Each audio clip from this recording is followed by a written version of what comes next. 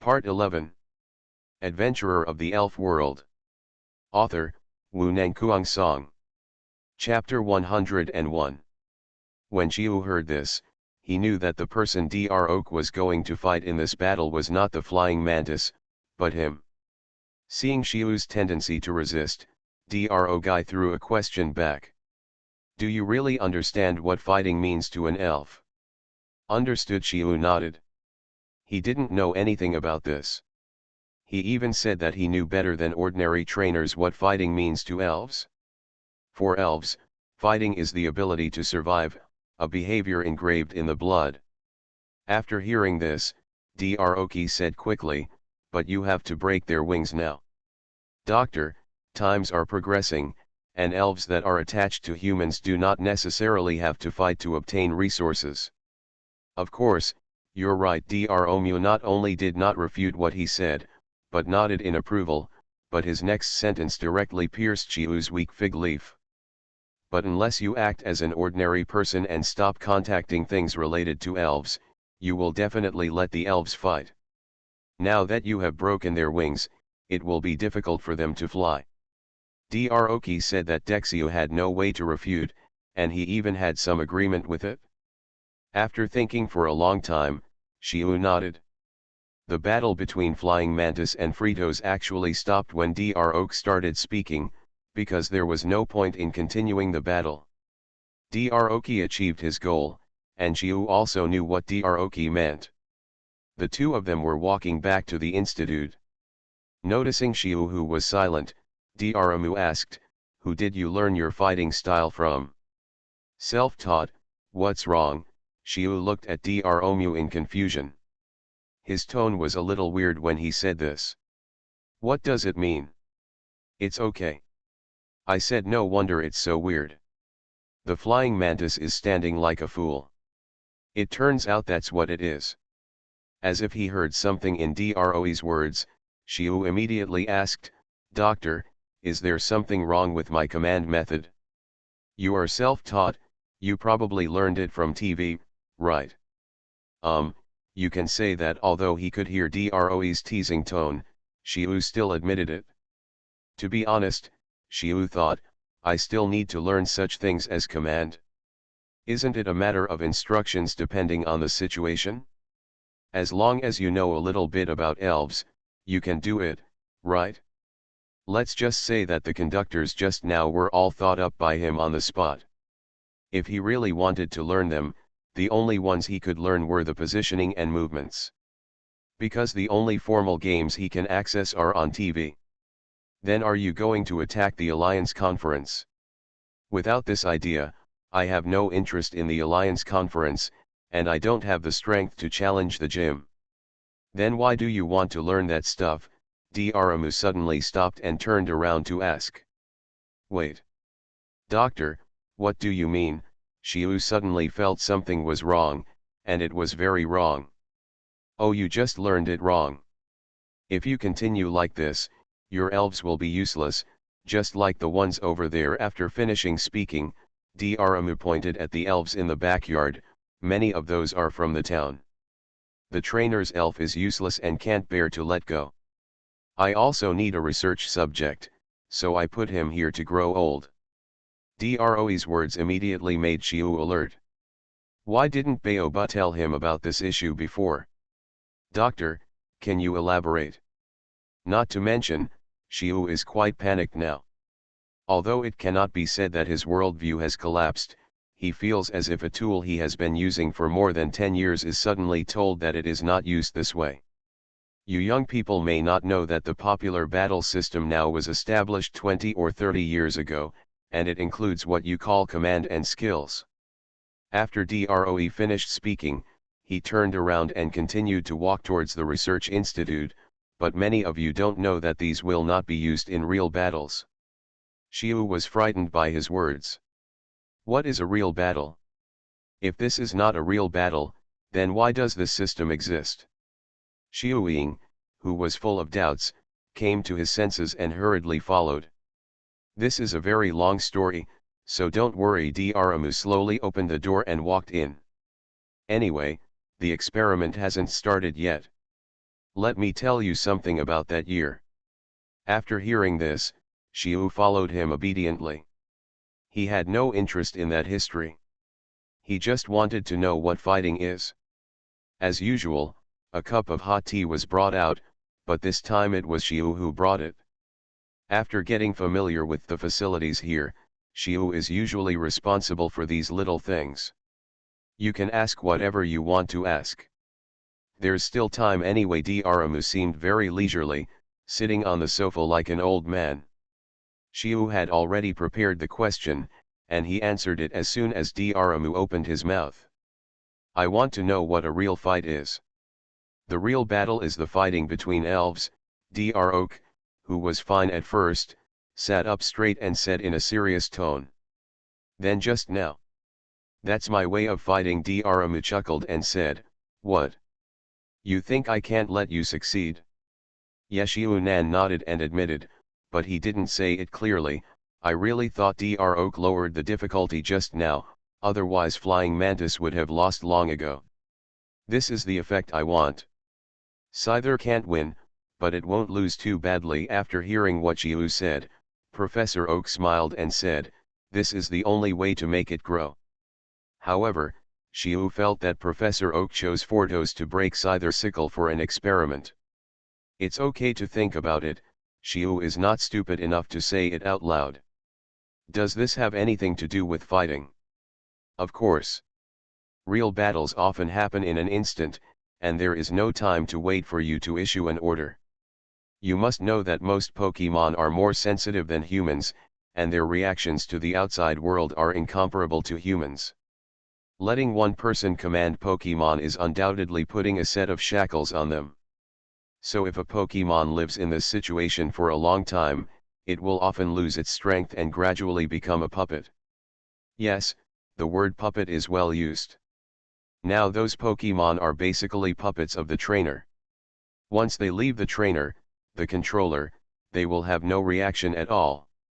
Xiu didn't expect Professor Oak to react so much, and he seemed a little hysterical. Is it related to the history that Professor Oak mentioned? What happened here? What role does Professor Oak play in this matter? Adventurer of the Elf World. Author, Wu Nangkuang Song. Chapter 102. From these words, Xiu heard a lot of interesting things, but now he wants to know more about how to fight. So why is there this kind of battle mode now? Although Xiu guessed a little, he didn't say it, but asked Professor Oak. Because Xiu could see that the reason why Professor Oak liked to chat was largely to show his rich knowledge, or to put it bluntly, to seek a sense of superiority from it. Don't think Xiu is talking nonsense, this can be seen. Or he has been bored in the research institute for too long and needs someone to talk to. This is troublesome to say. I just want to ask you a question. What are those battles for now? Professor Oak hesitated and threw a question to Xiu. This. Xiu thought for a while and said, for money. That's about it. The reason for taking the lead in developing this mode was to beautify the battle, and the introduction of skills and commands can make the battle more beautiful and more entertaining. After all, even professional trainers may not be able to match the reaction speed of Pokemon. In a real fight, trainers are useless because they can't react, not to mention the audience. That's why there are the current rules. As he spoke, Professor Oak suddenly stopped, as if he was recalling something, and then said, I remember that there were often murders when we played games back then. Puff, Xiu covered his mouth, and the tea almost sprayed on Professor Oak, but fortunately he reacted quickly. Professor Oak looked at him with a puzzled look and said, what's so strange about this? It was normal back then. Otherwise, why do you think I would become a researcher? According to Professor Oak, it wouldn't be that he was forced to retire and become a researcher because he killed someone, right? Professor Oak obviously understood Xiu's expression and complained, don't think about it, I was. However, Professor Oak, who was about to explain, suddenly stopped and said, forget it, it's all in the past. His words made Xiu even more curious, but he didn't dare to ask, so he could only pretend to drink some tea to calm down. We didn't have the term skills at that time, and we wouldn't shout it out loud so ashamedly. Ahem. Shiu suddenly felt embarrassed when he was told this, especially when he thought of the time when he shouted it out in front of Professor Oak. So skills are meant to be shouted out for the audience to hear. What else? Do you think there's a difference between sparks and jet flames? They're essentially the same energy, but one sprays out more fire and the other less, which makes them two different skills. But I can understand that, after all, the commentator has to talk. You can't say spy mantis slashed a knife like that, you have to say slash. Dr. Oak said while imitating Shiu's tone and movements just now, which gave him goosebumps, but he couldn't say anything, so he could only laugh awkwardly. You can't say spy mantis slashed a few times like that, you have to say continuous slash, so that the audience will feel good. Then the term skill is.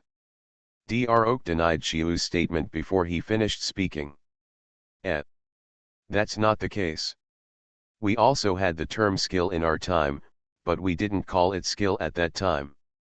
The name of the skill represents the summary of the way of using energy, which is largely the experience accumulated by the predecessors of the past generations, not those fancy nicknames. As for modern skills, you still have to understand them, otherwise you don't even know what other people's moves are, but you can't be superstitious. Seeing Shiu's confused look, Dr. Oak threw out the second question. What is the essence of skills? The essence of skills should be. To be honest, Shiu is a little confused now. He tried to summarize and analyze this problem with the existing knowledge, but, how to say it? His mind is a mess now. This incident has a great impact on him. Didn't the doctor say it just now? It's the use of energy. That's right, skills are a summary of the use of one's own abilities. Of course, actions are also included. Other elements include energy. As Dr. Oak explained, Shiu felt that a new world was opening up to him, a world he had never thought of. You see, skills are actually very abstract, Professor Oak said, and then teased, you can also name your skills and shout them out in the competition. If this skill is learned by others and passed down, you will be a celebrity. Doctor, don't talk about this. Shiu couldn't help but hear that Professor Oak was teasing him about the battle just now. Ha ha ha, actually this is nothing. The current trend is like this. It may not be long before this model completely replaces the previous freeway. After all, most people now don't have to face the Pokemon in the wild.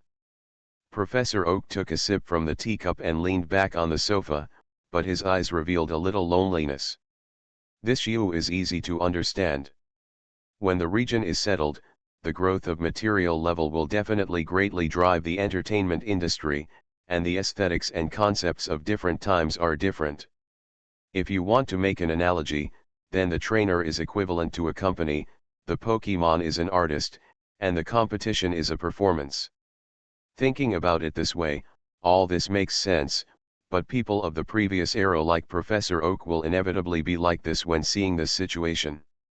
Shiu finally understood why Professor Oak suddenly liked to tease him so much.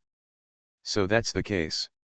Then according to what the doctor said, battles are just the evolution of the times, and they are not useless at all, right? Yes, but I have never completely denied battles. The reason I said that is because we are discussing battles. In order to distinguish them in the future, I will use two different words, battle and battle, to explain, and do not confuse them.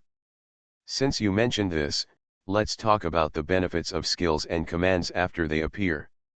Professor Oak is obviously not a person who does not understand these things. On the contrary, as a little elf doctor, he has done detailed research on this aspect. I don't know if you have noticed one thing, that is, the skill earthquake has never appeared in those battles on TV. That's true. Shiu nodded. Although he doesn't watch TV often, Shirley likes it and often occupies the TV in the living room. He usually reads books in the living room at this time, and he always touches it intentionally or unintentionally. After such a long time, he has watched no less than dozens of games, but the skill earthquake has never appeared. You are listening to Novels at Bless Up channel. Wish you happiness and luck. Please subscribe to receive new novels. How do you feel about this novel? Please like and leave a comment. Adventurer of the Elf World. Author, Wu Nangkuang Song. Chapter 103. Doctor, isn't this banned just because using this skill in a game can kill people? No, no, what are you thinking? Dramu looked at him with confusion, as if he didn't understand why he thought so. Didn't the doctor say that people often died when you played games before? At that time, audience admission was conditional. Do you think you can get in by buying a ticket like now? Dramu complained with disdain. At that time, only trainers were eligible to watch the battle, and everyone who could enter had to protect themselves. Means, as for the death, it is not because of this. Then this is just because we are afraid that the venue will be damaged. You are right this time. Everyone who plays in the stadium must sign a contract, and many skills or abilities are restricted in it. There are many reasons, and destroying the stadium is just one of them. Can this be considered a benefit? Why not? Most of the people watching this now are ordinary people, and this method can be regarded as protecting them. And they don't know the true situation of the trainer. It is normal for the Alliance to promote this model to beautify all this. So I learned something wrong. If you are like those people who want to be on TV and compete in league competitions, then there is no problem for you to learn this. You may even be ahead of others, but... Droki's eyes suddenly became sharp when he looked at Jiu, and his tone no longer sounded like a casual chat, but became more solemn. What do you want to do? After listening to the third question raised by Droe, Xiu thought for a moment and answered. I want to live and live more freely. Dramu mocked mercilessly, then if you learn this, you will be waiting to die. As if he was afraid that Xiu wouldn't believe it, Dramu explained, the method you use among humans to deal with elves in the wild is of no use. Facing those with a background in actual combat is even more destructive. As he spoke, Droe suddenly sighed, this world is so big that even the Alliance can only huddle in a few gathering places. It doesn't even have the ability to expand outward. Xiu suddenly became alert when he heard this. What did Dramu mean by telling him this? Do you know who those people are who still fight in the old way? Xiu looked up at Dramu, then shook his head and said, I don't know. The more Xiu listened, the more uneasy he felt. He always felt that Dramu's purpose was not in these words, but that there was a deeper meaning in them that he did not understand. Hunter. Dramu mentioned a profession that had appeared in Xiu's mind. It's just that Dramu didn't mean to stop yet, so he continued to say a few words. The core of the Alliance, the core of the gym, those families, and... Dramu said and looked at Xiu and smiled. It makes sense. Only these people will be exposed to the wild, ha, ha. Noticing that Dramu had been looking at him, Xiu laughed awkwardly and tried to cover up his expression. Dramu didn't pay attention to Xiu's reaction and just kept talking to himself. Today's schools would no longer teach these things. Many things have gradually disappeared with history. This is not necessarily the case. It will be passed down no matter what, because this is life for those who need to get in touch with the elves in the wild. No, no, no, you are wrong. No one would choose to risk their lives to contact those elves in the wild. Isn't it good to fight on the field? Trainers don't need to get injured or train hard, and more importantly, money comes quickly. As long as they play a few bigger games to gain popularity, it won't take long for them to become a star of tomorrow. If the organizer is willing to spend money to invite one or two relatively famous people to speak out, their worth will skyrocket and they will gain a lot of fans. Dramu laughed as he spoke, and said with a somewhat self-deprecating tone, "Do you know how many people come to me every year for this? Not to mention how much it costs, do you know how many units they offer?" Shiu didn't speak, just listened silently. He could tell that Daramu was complaining, or venting. He must have been annoyed by these people who wanted to take advantage of his popularity. It's a bit funny to say it. Many of my colleagues have sacrificed their reputation for the research funds. There are also a lot of elf doctors who appear out of nowhere. Their theories are considered a joke in the industry, but these clowns make more money than those who are really working hard on research. This is something chosen by the times, and it naturally has its own reasons. If we can't change it, we can only follow the trend of the times and drift with it. Rather than talking about this, it is better to live in the present and do your own thing. Shiu knew that if he continued talking, he would be completely off topic. Rather than listening to Dro's complaints, he wanted to know how to fight. Dromu laughed when he heard Shiu's words. "Haha. You can see clearly that you actually said such words at such a young age." "Not young anymore, already 14 years old." Shiu shook his head. If he lived in an ordinary family, he might still be in school now. After a while, he would have to consider whether to go to college or go out to find a job, instead of like this. "That's right. I went out when I was 10 years old. By the time you were your age, I was already somewhat famous." When Shiu saw Droki, he looked like he was about to fall into memories and asked quickly, "If I follow what you said, doctor, how should I cultivate the elf? What's there to say about this? It will come naturally if you hit it too much." Droki's words immediately made Shiu speechless. Something seemed wrong, but he couldn't say anything to refute.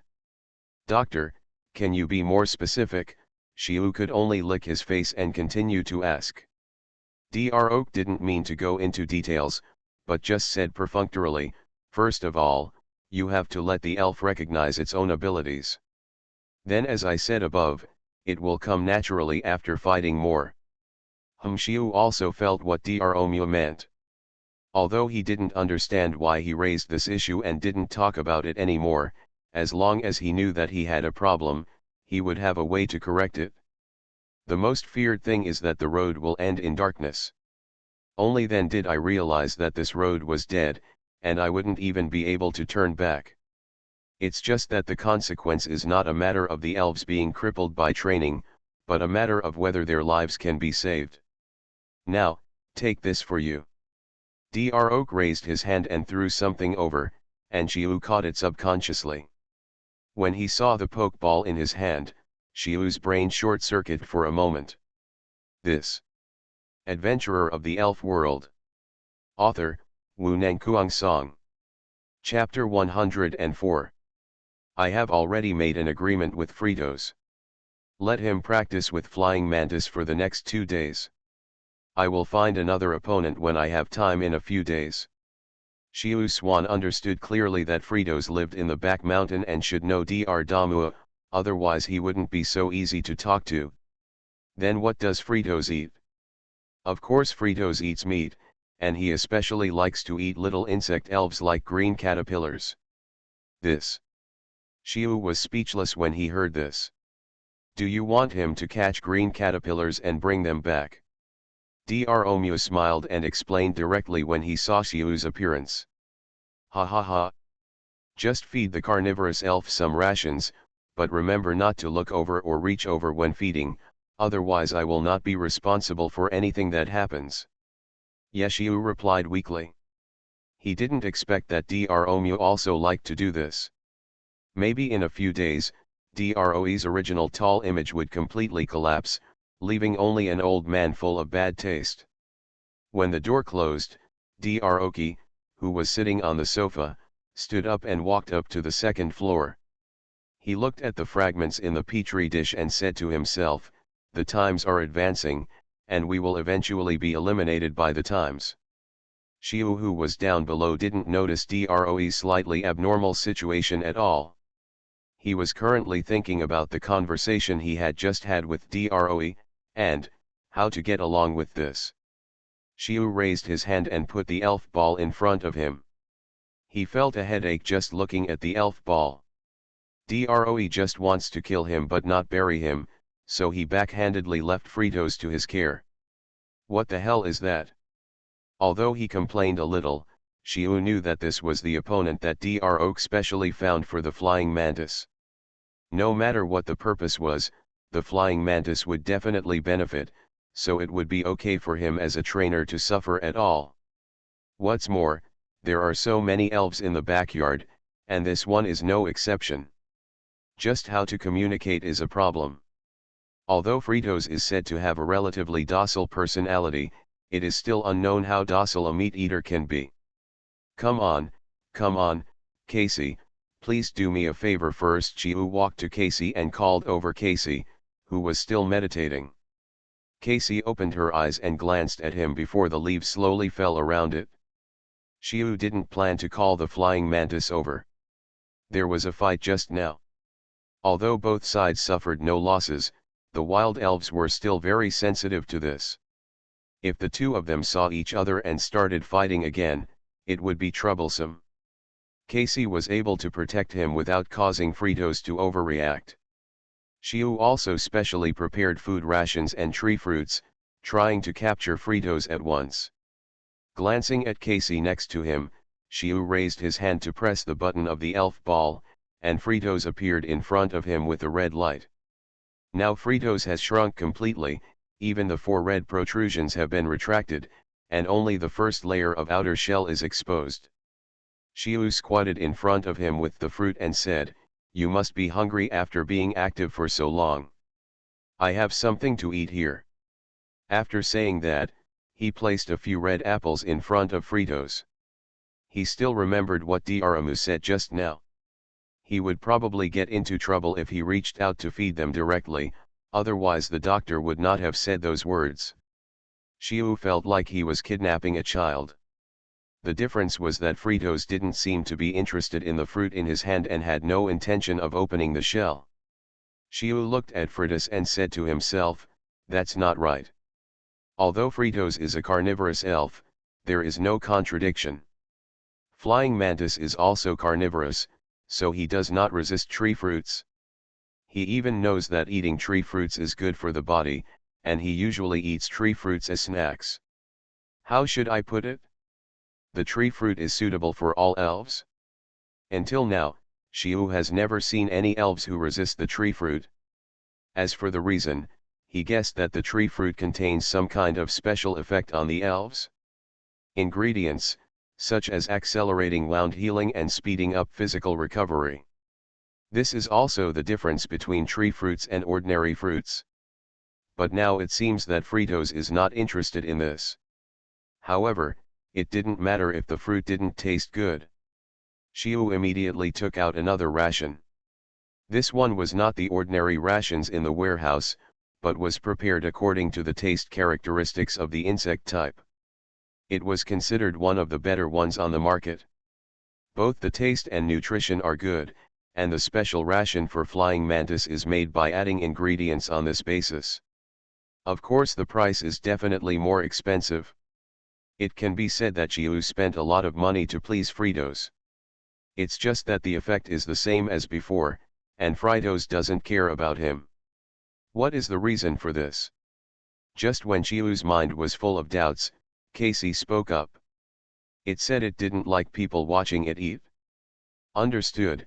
Xiu stood up and took 2 steps back, then slowly turned around, then pulled Casey aside and said, "See no evil, see no evil." Just when he turned around, there was suddenly a muffled sound of stones colliding behind him, followed by a slight sound of chewing. Although Xiu was curious about what happened behind him, he still held back in order to gain Fritos' trust. Now that I think about Droe's words, I realize that this means that Fritos is shy when eating. If you tease it at this time, you will probably get hammered. The sound of chewing gradually stopped. At this time, Xiu Cai asked cautiously, "Is it okay? I hope we can talk." But there was no reaction from behind. Xiu glanced at Casey next to him, then slowly turned around. At this time, the first shell of Fortos had been opened, and 4 red tubes were extended, returning to the state when Chiu first saw it. With rations to pave the way and Casey by his side, Chiu approached Fortos more boldly this time, and finally stopped in front of it.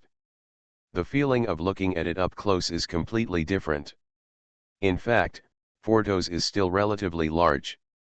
When it was shrunk just now, it was a little larger than a basketball. Now that it is stretched out, especially after the 4 tubes are extended, Chiu feels that he can't even hold it up. However, these two forms do not mean that the space inside Fortos is actually not small, otherwise it can't be shrunk back completely.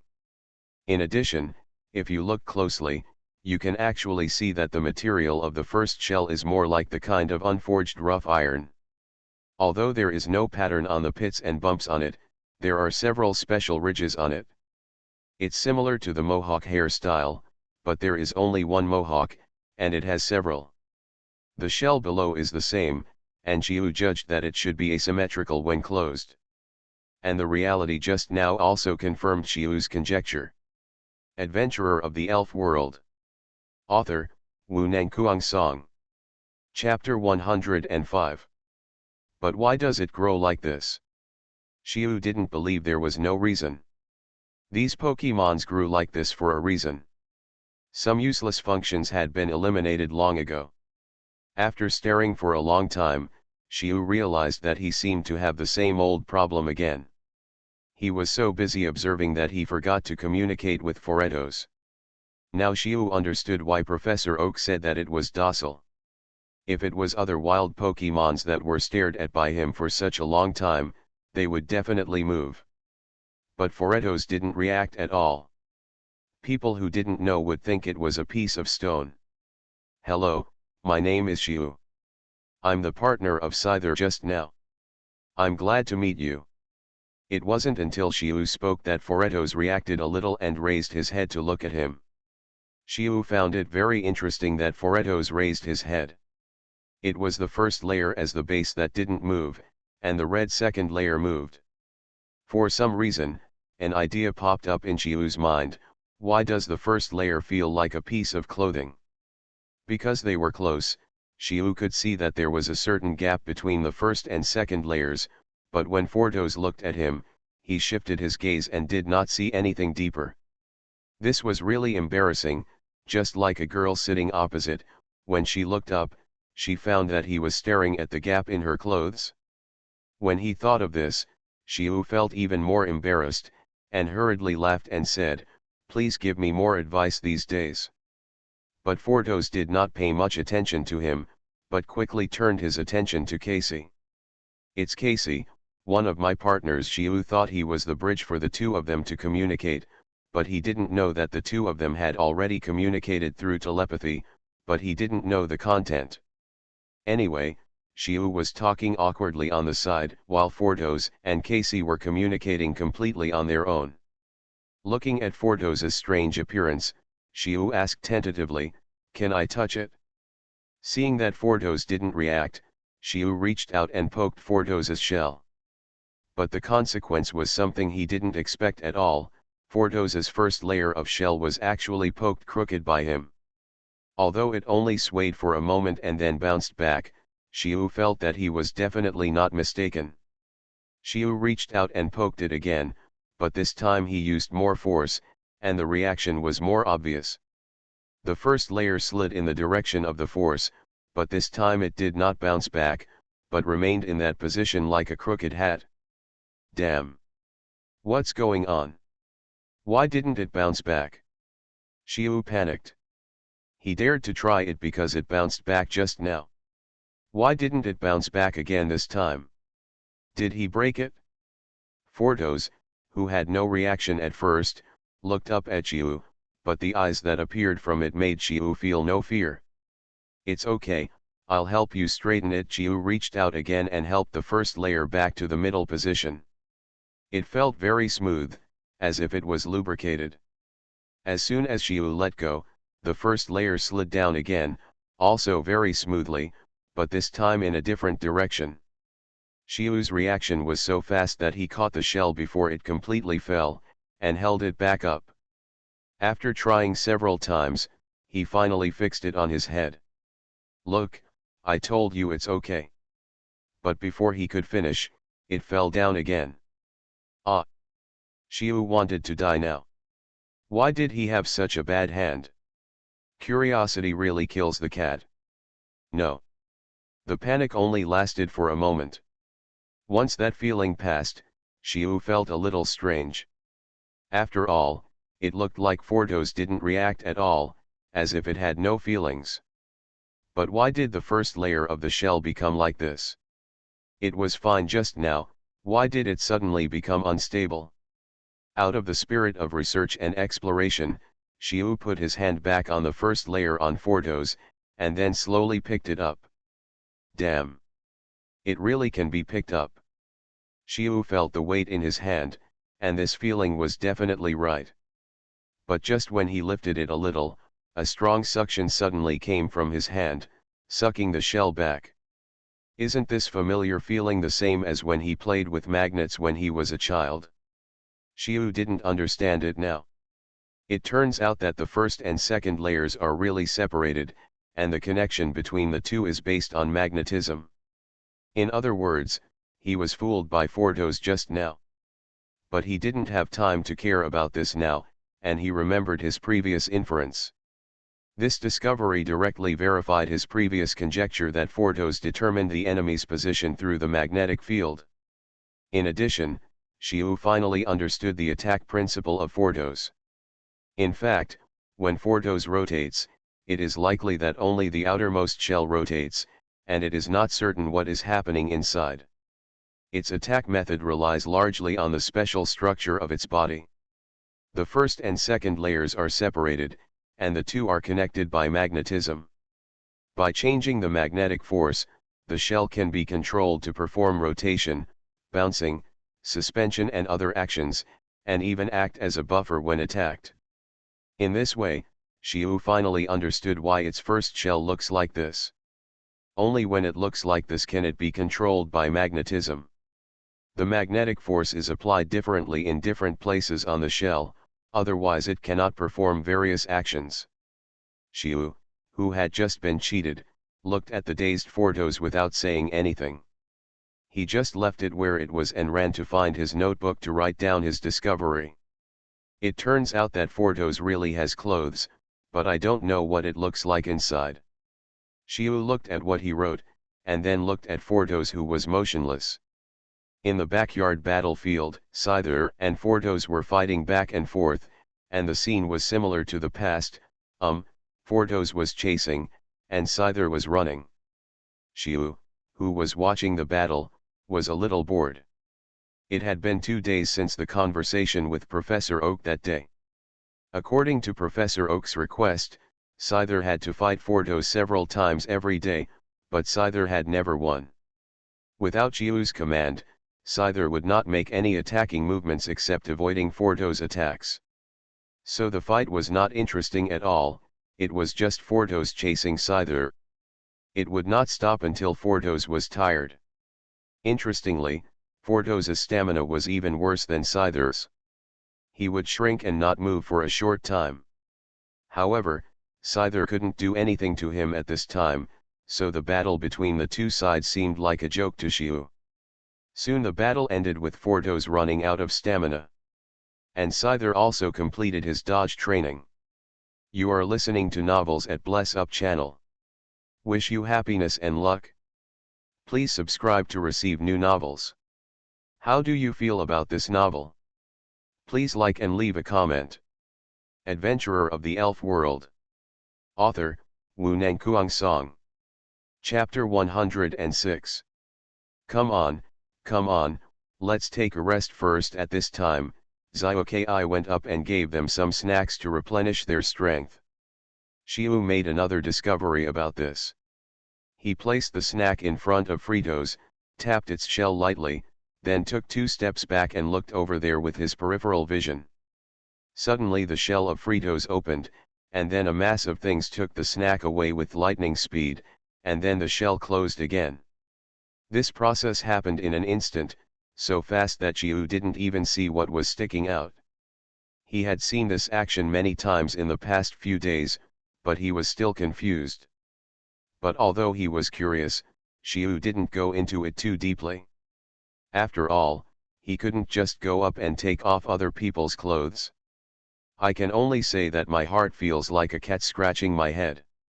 Just as he was feeding the flying mantis, Daramu came from a distance, glanced here and said, "No, it's been like this for 2 days."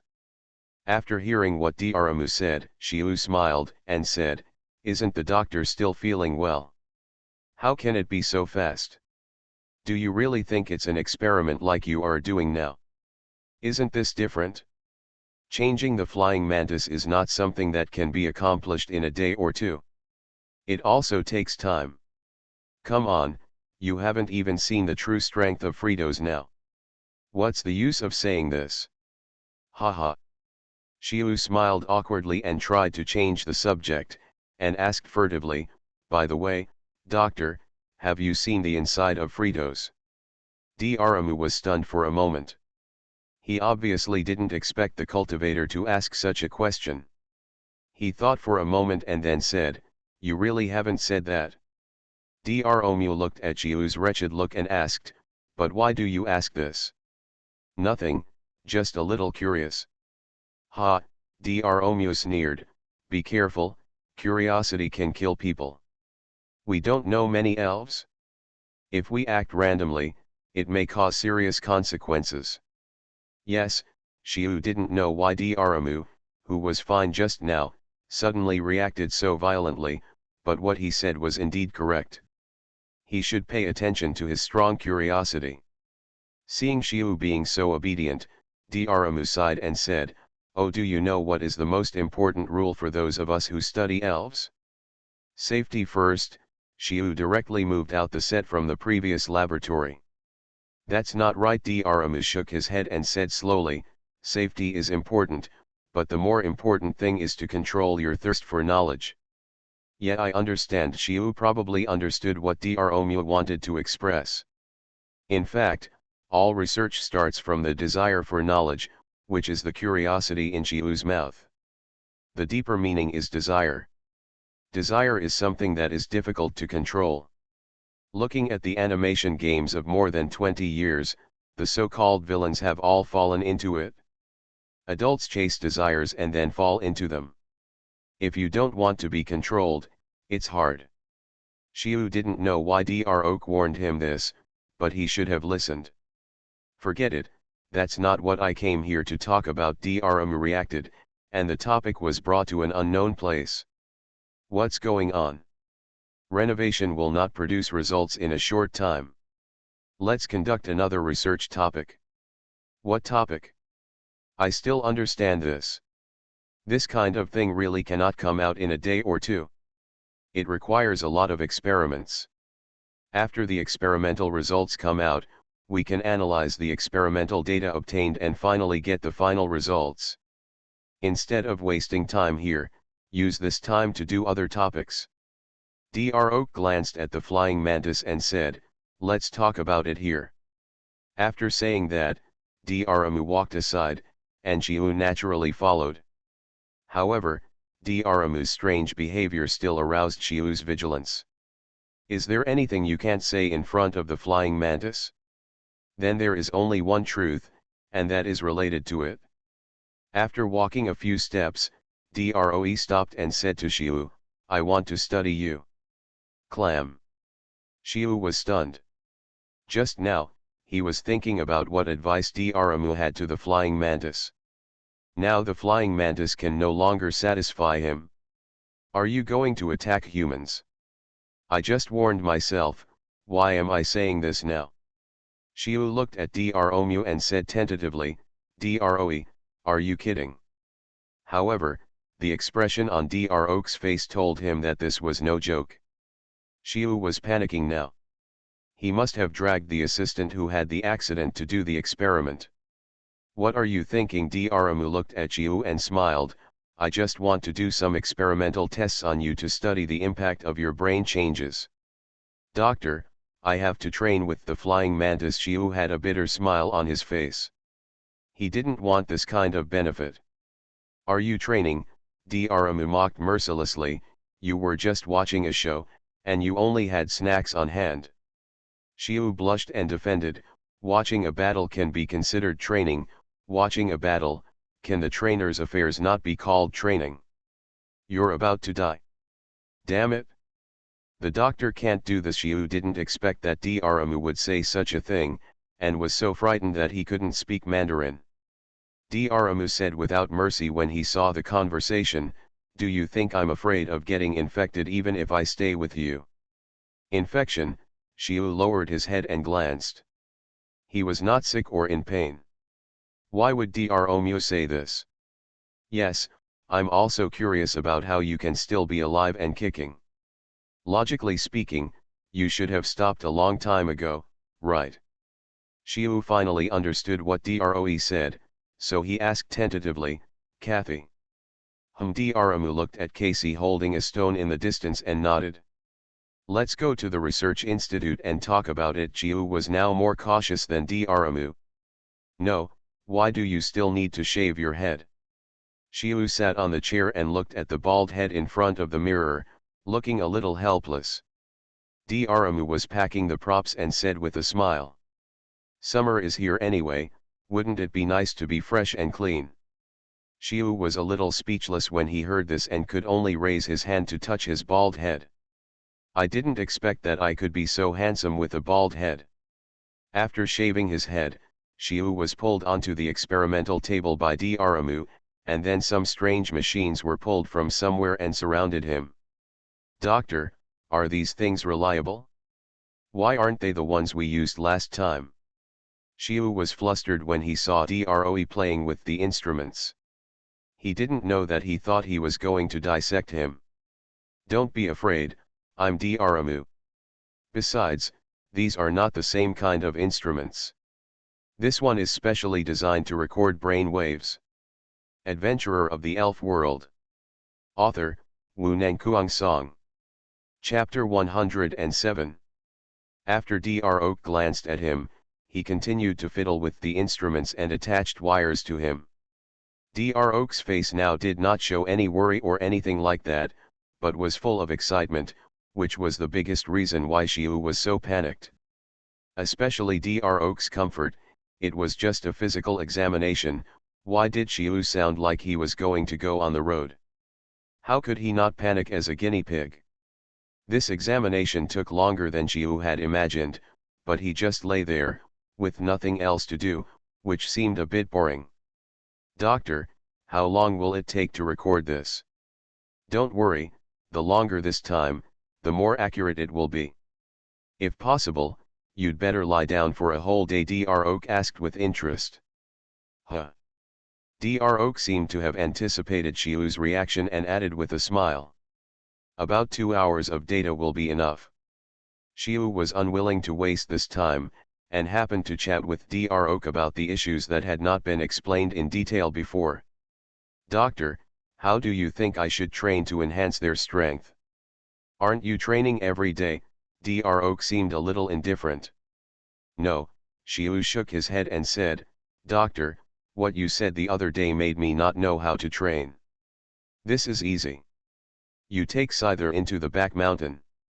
As long as you come out alive, it will definitely be better than any training. Doctor, don't joke. You know Scyther's level. It's not certain whether he can come out if he really goes into the back mountain. Shiu waved his hand helplessly after hearing this, looking a little helpless. The back mountain is not like the ordinary wild. There are Pokemons raised by Professor Oak. With his level, he will not let ordinary Pokemons in. You can imagine what the situation is inside. Training is training, what is not training, Professor Oak complained when he saw him in a decadent look. Skills. Shiu looked at Professor Oak and complained, how can I train them to learn skills by themselves? Didn't I say that before? Professor Oak looked at Shiu like he was a fool and said, skills are just names given to actions or ways of calling energy. What you really need to do is not to worry about whether to learn skills, but to think about how to make the Pokemon exert its full strength. Then how should I teach the Pokemon this? Let me take Scyther as an example. There is no need to spend time on action skills like slashing. This with more actual combat, it will judge the timing and angle by itself, which is more useful than letting it chop at the air as many times as you want now. Then the problem now is those skills that mobilize energy, which can be divided into two types, internal and external. One is to mobilize the energy in your body to bless yourself with various amplifications, such as gathering chi and high-speed movement. The other is to release the energy, such as. Shiu listened to Professor Oak's words and thought on the side. He was not really helpless about training. On the contrary, he had a lot of ideas after listening to what he said that day, and he was struggling with which ones to use. Now that he has obtained Professor Oak's views on training, he can train more targetedly. Doctor, now if I want Scyther to learn long-range attack methods, how should I start? This. Professor Oak was stunned and looked up at Shiu. At this time, he realized that he seemed to have been tricked. Shiu saw that Professor Oak had stopped and reminded him, Doctor. Dr. Oak smiled at him and said, you will naturally know how to use energy after understanding it. Shiu listened to this nonsense answer, but he did not ask any more questions. Instead, he fell into deep thought. Dr. Oak did not respond at all, but looked at the data on the computer screen again. It took a long time for Shiu to wake up and put the problem on the direction of cultivating them. Facing the questions that Shiu kept throwing out, Dr. Oak seemed a little casual. He dealt with them easily and did not forget to distract himself by typing on the keyboard. Okay, it's almost time, you can get up. Shiu looked down at the plaster-like things stuck on his body. After hearing what Dr. Oak said, Shiu immediately peeled them off one by one. This was not fun at all. He felt like being electrocuted from time to time. At first, Shiu thought that this thing was leaking electricity, but Dr. Oak said it was like this. Although it was not very painful, it would be itchy, especially those stuck on the head, which had a weird tingling feeling. He could only hold it back without Dr. Oak saying anything. It was so stimulating. After peeling it off, Shiu found that those places were actually red, and you can imagine what his head looked like. Looking back at the instruments, Shiu felt as if he had just walked through the 18 levels of hell, and had basically tasted all the tortures on them. But it was finally completed. What's the situation now? Shiu put on his clothes and ran to the computer to ask. It's okay, go back and wait for news. Dr. Oak, who got the data, obviously didn't want to talk nonsense with him, and devoted himself to research. Shiu could only touch his bald head and leave the institute. At the same time, thanks to the information just now, his understanding of the elves has become more profound, and perhaps he needs to modify his understanding of the elves and redesign the training plan. Dr. put down his teacup and after pondering for a moment, he said, your condition is probably clear. Doctor, don't scare me. Shiu was a little panicked when he saw Dr. like this. Just now after finishing the meal, she seemed to be hesitant to speak. She just glanced at him and waited until he finished eating before speaking. Those who didn't know better thought this was a deprivation meal. It's okay. It's almost the same as the previous examination. Your body is in excellent condition, but there seems to be something wrong with your brain. Shiu felt that he could not understand what Dr. Oak said. Since they are almost the same, why are they still like this? Doctor, please make it clear. Don't panic, it's just an overactive brain. This can cause emotional loss, high mental sensitivity, endocrine disorders, etc. Taken together, it is the premature aging I mentioned before. What's the difference from before? Shiu suspected that Dr. Oak was torturing him. The problem is that my previous judgment was optimistic. Of course, it may also be that you have become more serious these days. Anyway, It was originally estimated that you would have 50 years to live, but now 30 years is about the same. I was shocked. This is it? Xiaoyu's words were astonishing, and he directly defeated Daramu's army with one sentence. Hearing this, the doctor was stunned for a moment, with an expression of disbelief on his face. Adventurer of the Elf World. Author, Wu Nangkuang Song. Chapter 108. Seeing Dr. Oak like this, Xiu smiled and explained, I am 14 years old now, and there are still 16 years, which is enough for me to see the world. Xiu is really not joking. 10 years is enough for him.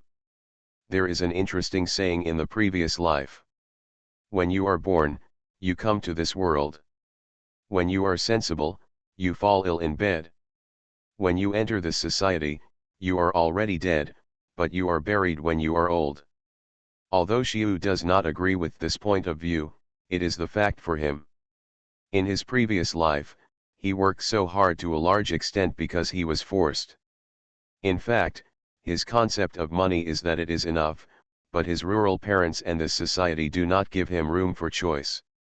Reality and ideals are always irrelevant. Every day is in an extremely busy state. He is tired a long time ago and wants to rest.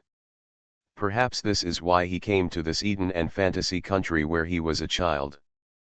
But just like in the previous life, the cards he drew at the beginning were not very good, and he was burdened with Casey and others as soon as he achieved a little success. It seems that now is no different from when he faced the boss before, but this also makes him understand what life is.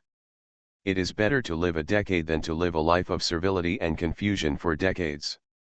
So Xiu's ideas and concepts are not at the same level as Dr. Oak, so it is normal to say such things. Dr. Oak did not understand Xiu's ideas until the end, but his next words were not pleasant at all. I am only talking about now. You will not have so much time if you continue to contact it, and no one knows what will happen next. The reason why superpowers are feared is because of their uncontrollability. I understand the reason, otherwise the Casey family would not be born with limiters, instead of increasing endlessly like Casey. Xiu did not seem strange to Dr. Oak's words, or he had expected it long ago. Dr. Oak looked at Xiu, and a hint of hesitation flashed across his face, but soon he seemed to have made a decision and threw a word to Xiu. Come with me. Feeling something, he dropped his bowl and chopsticks and followed. Dr. Oak, who was walking in front, did not go to the living room, but turned to the study, and then entered a deeper room. This is an area that Xiu had never touched before. Compared to the outside, this room is not big, with only a bookshelf full of things and a few cardboard boxes. But the defense is much stronger than outside. You actually don't know enough about superpowers. After saying something very strange, Professor Oak took out a book with a brown cover from the bookshelf. But Xiu looked over and didn't see the title of the book, only a string of numbers on the spine. Don't think about it, this is the notes I made before, Professor Oak explained when he saw Xiu's puzzled face. Then these. Xiu realized what the string of numbers meant, and then looked at the bookshelf in front of him. Most of them were covered with this kind of cover, which means that these are all Professor Oak's notes. Although there are only 3 bookshelves in the whole room, this one is almost full of notes now. Xiu himself also has the habit of taking notes, and this habit has helped him many times, so he is complacent about it, but seeing the current situation, it seems that he has not done enough. Found it, Professor Oak, who was flipping through the book, handed the open notebook to Xiu. Xiu didn't care so much and took it to read, but the content on it made him feel a little scary. Is this true? What do you think? I was one of the investigators back then, otherwise how could I remember it so clearly after so many years? Dr. Oak took the book from Xiu's hand and put it back on the bookshelf. How to say it, it records an incident that Dr. Oak experienced back then. Back then, it was not like now. The society was not very stable, and these big cities had not yet developed. Most of the human settlements were very scattered, and villages and towns were the mainstream. And this incident was that a relatively famous village suddenly disappeared, and Dr. Oak and the Alliance went to investigate. However, the notes only recorded the results, and did not explain in detail what happened in the village. The result was that no one in the entire village survived, and 2 of the 5 investigators who went in were killed. Is this incident related to Casey? Wait a minute. Dr. Oak did not answer Shiu's words, but searched for something in the room. Shiu had no choice but to wait behind him. Taking this opportunity, Shiu carefully observed the number 2 library. Unlike the outside, the other 2 bookcases were mostly filled with file bags and other things. It should be a document room, which is dedicated to collecting some information. Unfortunately, Shiu couldn't read these things. There was no name, not to mention that they were in a glass cabinet. Come here. Yes, Shiu didn't care about so much when he heard Professor Oak calling, and hurried over. Hey, this is the backup of the report we wrote to the Alliance. This time, Professor Oak handed over a file bag with traces of time. Shiu took it and looked at the cover. There was only a date and a title, Superpower Disaster. There was also a steel stamp below. The red word confidential did not fade with the passage of time, but became more obvious. This is a confidential document. I don't think it's appropriate, right? Shiu felt that the document in his hand was a little hot. Don't you want to know what happened in the village? Read on. Dr. Oak seemed a little sad, as if he recalled something. Besides, so many years have passed, and the confidentiality period has long passed. I know this better than you. Hearing this, Shiu was no longer hypocritical and stretched out his hand to open the file bag. There were not many things in it, just a few pieces of paper and some printouts of pictures. Out of habit, Shiu first flipped through the pictures. The first few pictures should have been taken before they entered the village. The scene was set against the background of the forest, and then there were some wooden houses and other buildings, but no people. I didn't feel anything at first, but when I flipped to the last few pictures, Shiu just glanced at them and skipped them directly. Put the pictures in on the other side. Shiu took several deep breaths to calm down. You know, Shiu has also experienced the internet era. To put it bluntly, he has seen everything. It was only after he saw the following pictures that he realized that he was still too young. A few pictures made him feel nauseous. There were no bloody scenes, but the content made him feel crazy and twisted. Shiu looked up at Professor Oak, but he seemed not to notice, and there was only a trace of solemnity on his face. Seeing this, Shiu picked up the papers again and read the document from the beginning. However, the more he read, the colder his spine became. Finally, he found that his back was wet. You are listening to Novels at Bless Up channel. Wish you happiness and luck. Please subscribe to receive new novels. How do you feel about this novel? Please like and leave a comment. Adventurer of the Elf World. Author, Wu Nangkuang Song. Chapter 109. Without those pictures and Dr. Oak, Shiu would probably have viewed this as a Thulhu-style horror story, but when he knew it was true, the image would be too strong. Have you finished reading? Dr. Amu next to him only spoke at this time, but the look on his face reminded him of just now. Shiu seemed unusually silent. He just nodded and had no intention of speaking. Now you know why you rarely see super elves? When did it start? Dr. Amu showed a look of reminiscence, and after a while he said, no, this has been around for a long time, but this incident is more typical. Then why am I fine? I don't know. Dr. Amu seemed to be in a daze, but he added after a while, it may be a matter of dosage, or it may be that you look strange. Shiu was speechless when he heard this. What do you mean I look weird? Don't worry about it. In fact, human bodies are no worse than elves. They just have their own strengths. Dr. Amu looked at Shiu with a smile. Maybe you have talent in this area, no one can tell. Xiu also realized the seriousness of the problem, and he didn't want to become like that. Then what do you want to do now? Daramu asked casually when Xiu fell silent. Do you still insist on your original idea? I have confidence in Casey that he can get it under control. Compared to Daramu's seriousness, Xiu still seemed very relaxed. After all, the situation was not that bad now. Forget it. Daramu took the file in Xiu's hand and placed it again. As long as you don't regret it, I have already said what I should tell you. You can't blame me for anything in the future. Haha, this is my choice. Of course it has nothing to do with the doctor. How can I blame the doctor? However, the smile on Xiu's face suddenly disappeared as he spoke, and he frowned and asked, what should I do? Daramu thought he had thought it over, and joked with a smile, what? Have you figured it out? After leaving the research institute, Xiu lowered his head and walked on the road. He now had an idea that needed to be verified. Droe's words just now gave him some inspiration. He might be able to use another term to replace energy. Come, Xiu waved to the flying mantis, took it to another open space, and said, show me all the skills you know now. After hearing this, the flying mantis faithfully fulfilled his orders. The first was gathering chi.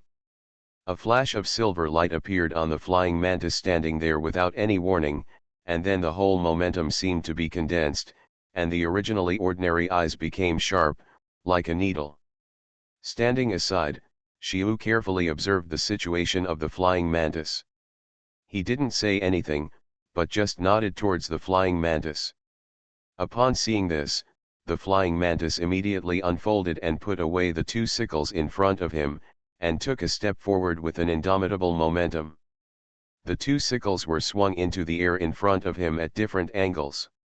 This is split. Xiu nodded silently as he looked at the edge of the blade as he chopped. It contained flying mantis's hard work for so long. This blade did not let him down. At this time, the flying mantis had already entered the state, and it swung out the next few swords without paying any attention to Xiu's reaction. The rapid light of the sword seemed to turn into a wall of swords. Xiu on the side could only see the white light flashing from time to time and could not see the sickle clearly. Waving motion. This is continuous cut. Suddenly, before he had time to put away his sword, the flying praying mantis was enveloped in a ray of white light. It flashed across Xiu's eyes like a meteor and rushed forward for more than 10 meters. It was only then that Xiu heard the sound of the flying mantis waving its wings, and when he looked back, he only saw an obvious footprint. This is high-speed movement. Okay, Xiu raised his hand and pressed down on the flying mantis, then walked over and said, I have basically understood the situation. Are you ready for a new stage of training? The flying mantis looked at him, and the result was self-evident. Xiu is not the kind of person who believes in authority. Even though Daramu is much stronger than him, Xiu does not intend to adopt his theory completely, but selectively. The reason is very simple. The situations faced by the two are fundamentally different. If they are copied, some low-level mistakes are likely to occur. What he really needs to do is to make adjustments based on his own situation and develop a method that suits him.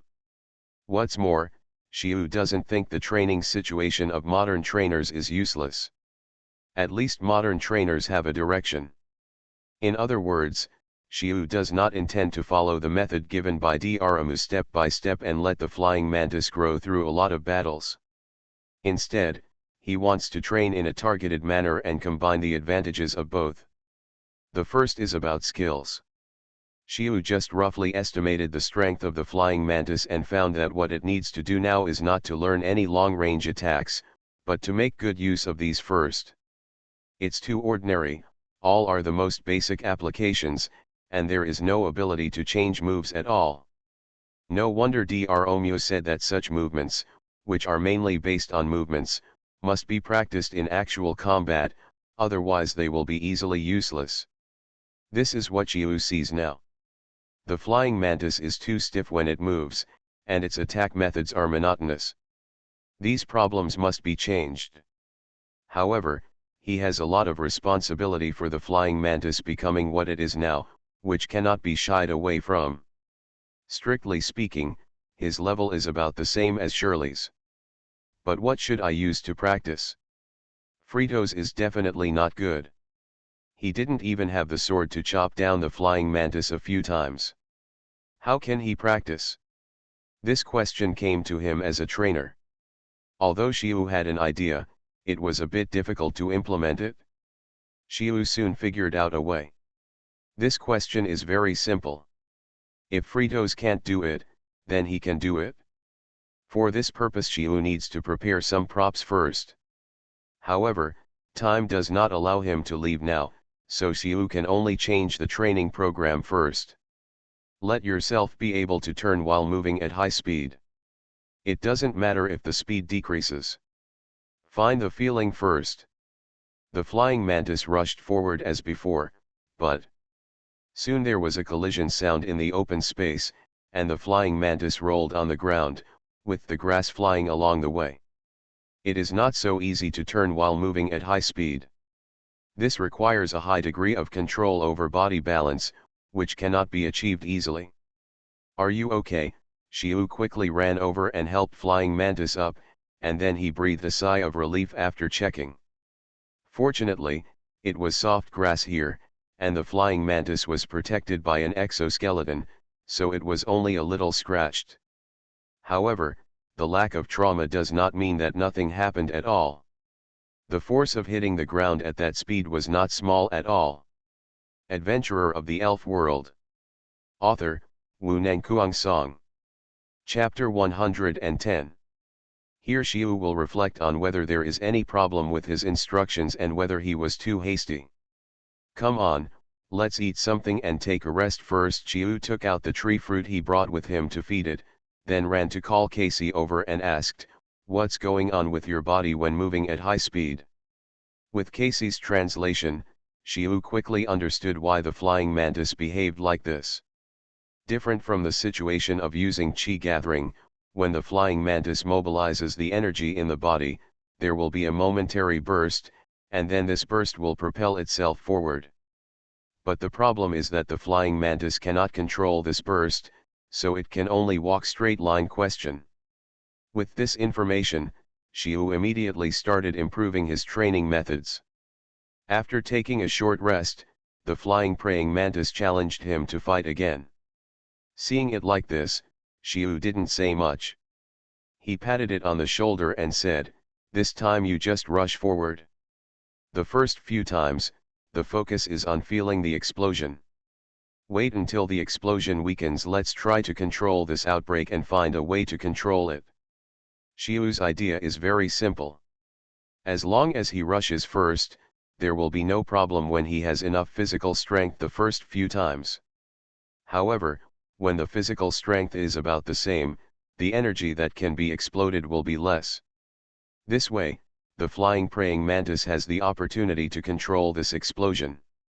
If the energy function of high-speed movement is the same as that of qi gathering, then Xiu must let the flying mantis stay in place and keep using it. It will become natural if it is used too much, but the problem is that these are two different situations. It can only be said that this is a helpless move, and this is the only way it can be done now. According to Xiu's plan, the first few times went smoothly, but it didn't work out later. The continuous bursts made the flying mantis shaky when standing, let alone charging. The Xiu-Fishan praying mantis beside him fell down again and again, and then got up from the ground again and again. The training continued, and the flying mantis did not stop practicing or repairing. As the sun set, Droki, who was out for a walk after dinner, was a little curious when he saw Xiu squatting by the river, so he walked over and asked, "What do you do?" Dr. Xiu glanced back. When he saw it was Dramu, he turned back and continued doing his own thing. He also explained, "Make some props for tomorrow's training." You're still training? Even I in the laboratory heard the flying mantis fall all day long. Drum pointed at the grass in the distance and joked, look at that piece of grass, is there any grass on it? Haha. Shiu smiled awkwardly, there is no way, I don't understand this, so I can only practice it in stupid ways. I don't care, send the flying mantis to my place later. What? Treat him. Otherwise, if you keep doing this, the flying praying mantis will still be alive? How can I do research? Drum really wanted to kick Shiu into the river. Isn't it because I didn't teach him how to train? He actually did this. Droe really misunderstood the cultivation this time. He really didn't understand it. He only started to try it slowly now, so that's why we are in today's situation. It's just that Shiu didn't react nervously when he heard Dromu's words. Instead, he smiled and said, Doctor, don't worry, I take this more seriously than you do, and I won't let the flying mantis have any problems. Shiu is not stupid. Although the flying mantis looked very embarrassed today, except for the first few falls, it never happened again. The grass became like this entirely because the flying mantis stepped out when it rushed out. It can be said that there is no problem with the previous review of it. Flying mantis is really a genius. It's just that I have to practice in a different way tomorrow. It's really hurtful to do that every day. There must be a buffer zone. Shiu lowered his head and looked at the props he had made. They would be used tomorrow. Don't worry, doctor, I'll take good care of it. Haha, Drum laughed when he heard it, and then walked towards the town. As he walked, he said, I'm going to the town, do you want to bring anything back? Hearing this, Shiu stood up and shouted to Drum, who had already walked away, I'm almost running out of blue and orange, doctor, bring some back for me. The sound soared into the sky, and the elves on the side looked over, but quickly returned to their own activities. Drum didn't look back, he just raised his right hand and waved it. Shiu looked at the retreating figure, and for a moment the corners of his mouth were slightly raised. At the beginning of a new day, after Shiu finished his morning work, Shiu took Flying Mantis to the open space where he was yesterday and explained to him the content of today's training. Come on, today our training content is chopping. Yesterday, Shiu had been thinking about what was the biggest advantage of Flying Mantis. How can we take advantage of it? There is no doubt that the sharp scythe is his greatest advantage. To take full advantage of this, he must start with chopping. Droki is right, it is useless to slash at the air many times. After all, the opponent is not something like air that can neither fight back nor move, and does not even have a physical body. Starting from actual combat, this is a very test. It's just that the opponent Drok arranged for Flying Mantis is not suitable for this practice at all, so Shiu combined his previous experience to improve the current method. Not only should the Flying Mantis be able to chop down real objects, but also the blade should not be damaged too much, more importantly, it should simulate attacks from different directions and constantly moving opponents in actual combat. So Shiu made a set of training props called projectiles. Looking at the fist-sized mud balls on the ground, this is the result of his hard work last night. These muds were dug out by the pool. It may be a bit exaggerated to say that the pool was widened, but it is indeed obvious that a part is missing. In fact, snowballs are his most ideal props. The materials can be found everywhere, and the weight is moderate. More importantly, it does not need to be rubbed so hard, and the hardness can be adjusted by pressing. You know, some ice is not much softer than steel. Unfortunately, it is summer now, and it is impossible to make it, unless you ask Professor Oak to borrow an ice-type Pokemon, but it is just a thought. Shiu bent down to pick up a mud ball and weighed it. It was only left overnight, and the outer layer of the mud ball cracked when he picked it up. The mud water flowed out along the cracks, crossed his palm and dripped onto the ground. Come on, split these mud balls, Shiu pointed at the field in front and roared. Scyther flapped its wings and rushed forward, but just as it entered the field, a mud ball flew out like a cannonball. Fortunately, Scyther was extremely sensitive to these things. It was wrapped in a layer of white light and rushed forward a few meters to easily avoid the mud ball. However, after seeing Scyther dodge the mud ball, Xiu did not praise it, but said, "You are not allowed to use high-speed movement, you are not allowed to dodge, you cannot be hit, you can only split it."